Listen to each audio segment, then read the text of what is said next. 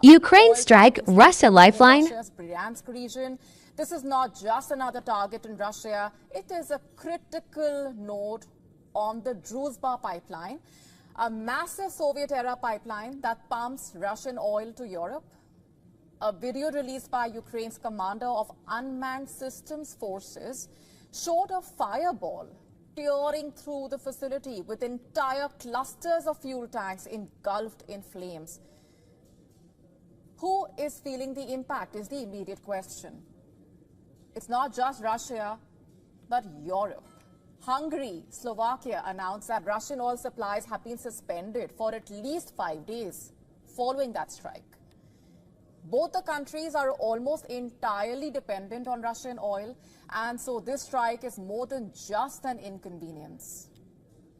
In fact, Hungary's foreign minister called it another attack against their energy security. He warned that without Druzhba, Hungary simply cannot keep its economy running. Meanwhile, Slovakia facing a similar crisis, echoing those words in a joint letter to the European Commission, demanding that the EU step in and guarantee supplies. But the consequences of that strike by Ukraine on the Russian target could actually ripple further and beyond. Oil and gas revenues make up a quarter of Russia's national budget.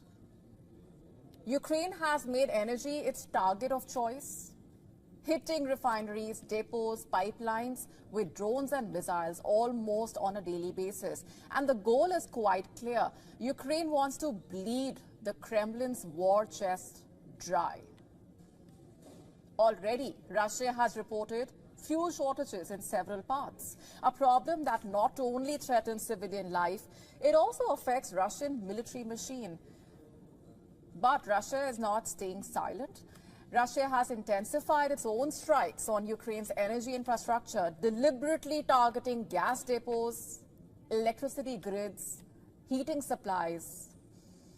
And as winter approaches, Ukrainians are bracing for another season of blackouts, shortages, and freezing nights, it seems, all part of what the Kremlin calls its strategy to cripple Ukraine's war effort.